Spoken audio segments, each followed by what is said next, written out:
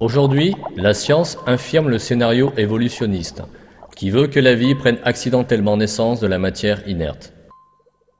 Il suffit par ailleurs d'observer la nature, pour se rendre compte qu'il n'existe aucun mécanisme qui suive ce supposé processus d'évolution. Pas un seul mécanisme naturel ne transforme une simple cellule en une créature vivante complexe et se perpétue jusqu'à devenir l'ancêtre commun de plusieurs millions d'espèces vivantes différentes. Darwin étaya son mécanisme évolutionniste d'un concept unique, la sélection naturelle. Le titre complet de son livre souligne clairement l'importance qu'il y accordait au sein du mécanisme. L'origine des espèces par voie de sélection naturelle.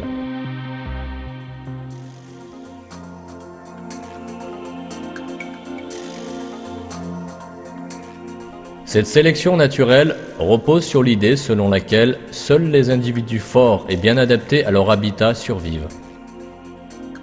Par exemple, dans un troupeau de cerfs menacés par les prédateurs, seuls les plus rapides pourront survivre.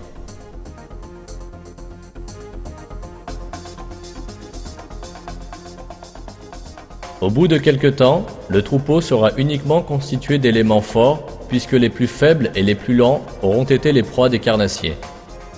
Ce mécanisme ne fait cependant pas évoluer le cerf dans la mesure où il ne le transforme pas en un animal d'une autre espèce, comme le cheval par exemple. De fait, la sélection naturelle élimine seulement les individus faibles, infirmes et malades et assure à l'espèce la continuité et la santé, mais en aucun cas elle n'a le pouvoir de la faire évoluer. Darwin, conscient de cette faiblesse, ajoute à ce propos dans son ouvrage: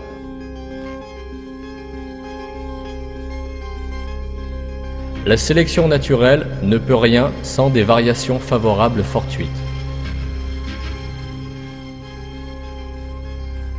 Darwin s'inspira largement de l'un de ses contemporains, le biologiste français Lamarck, pour traiter de l'émergence des traits favorables. Lamarck soutenait en effet que les êtres vivants transmettaient leurs acquis aux générations suivantes. Donc, d'après Lamarck, les girafes descendaient des cerfs car au fil des générations, elles devaient tendre le cou de plus en plus haut pour se nourrir et atteindre les branches de plus en plus élevées.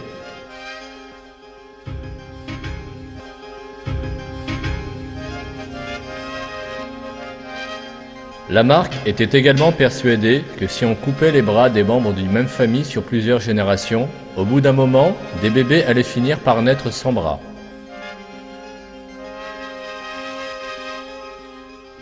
Influencé par ces exemples, Darwin, plus audacieux, affirma dans son ouvrage que certains ours, à force de chasser dans l'eau, étaient devenus des baleines.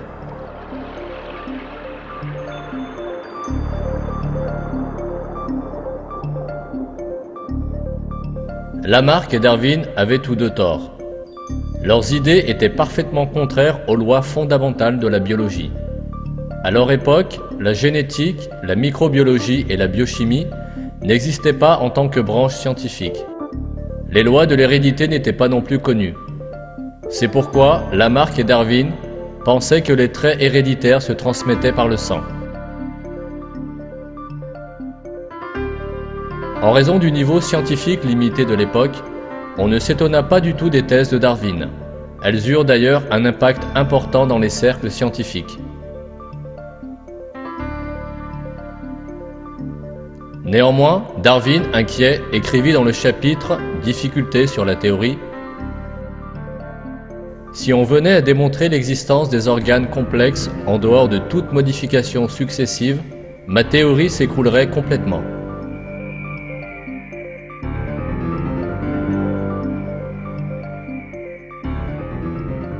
Les craintes de Darwin étaient fondées car peu après sa mort, Gregor Mendel, un botaniste autrichien, découvrit les lois de l'hérédité qui infirmèrent les affirmations de Lamarck et Darwin.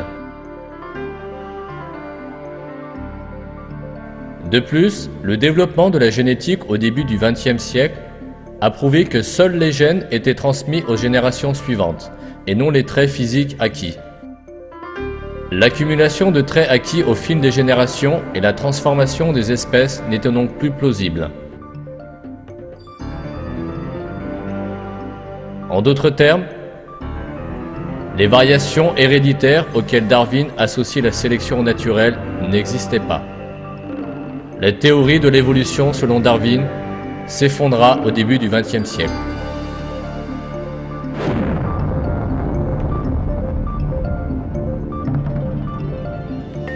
Les efforts des autres évolutionnistes du XXe siècle vinrent confirmer que la sélection naturelle ne contribuait aucunement à faire évoluer la créature. Le célèbre évolutionniste et paléontologue anglais Colin Patterson l'admit clairement en disant « Personne n'a jamais produit une espèce par les mécanismes de la sélection naturelle. Personne ne s'en est jamais approché. La plupart des interrogations du néo-darwinisme tournent autour de cette question. »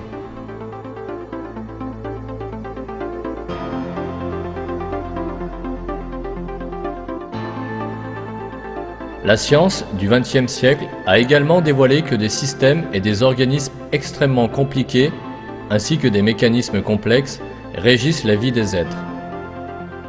En l'absence d'un seul composant, ces systèmes ne fonctionnent pas. Cette caractéristique, connue sous le terme de complexité irréductible de la vie, prouve que ces structures sont nécessairement nées en un seul et même ensemble. Ce fait abolit définitivement l'affirmation évolutionniste selon laquelle les êtres vivants ont évolué progressivement par voie de sélection naturelle et de modification mineure.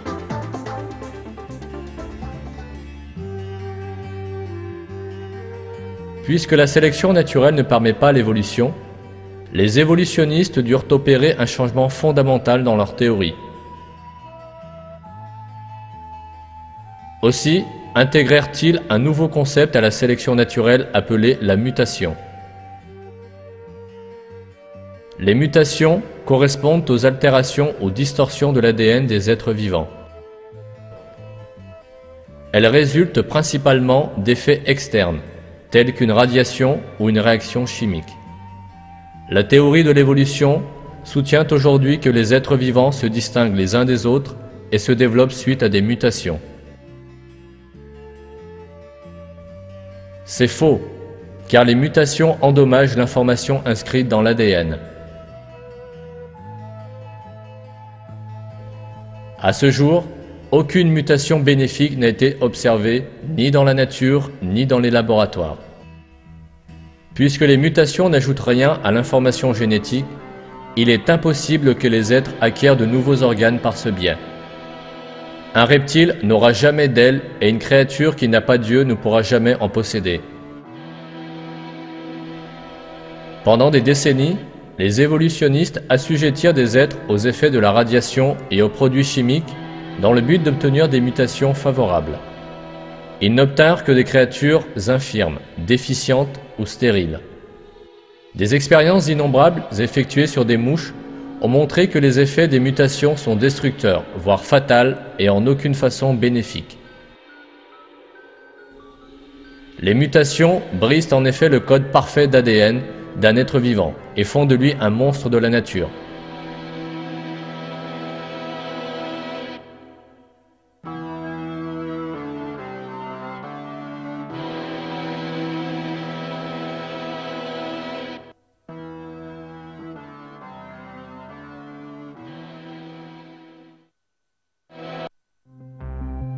C'est pourquoi le professeur Richard Dawkins, l'un des défenseurs les plus connus de la théorie de l'évolution aujourd'hui, hésite à répondre quand on lui demande un seul exemple de mutation qui accroît l'information génétique.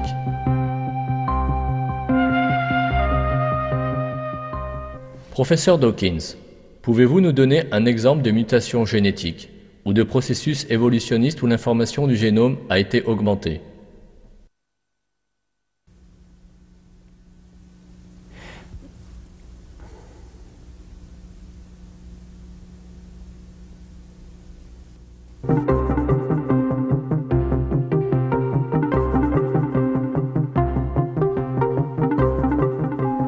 La vérité est percutante.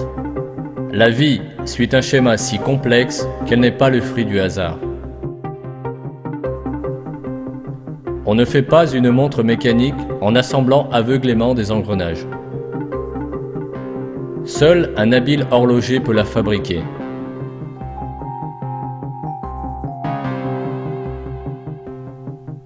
De même, la vie incarne-t-elle une conception supérieure qui prouve l'existence d'un créateur qui l'a créé à partir de rien ?